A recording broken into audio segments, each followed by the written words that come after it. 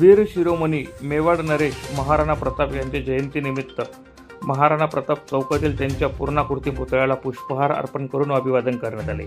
यावेळी महाराणा प्रताप यांचा विजय असो अशा घोषणा यावेळी देण्यात आल्या।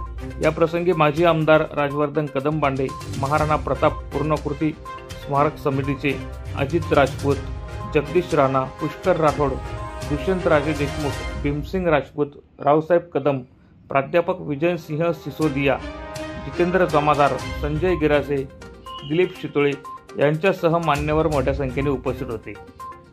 प्रतिनिधी रूपक बिरारी, माझा महाराष्ट्र न्यूज, धुळे।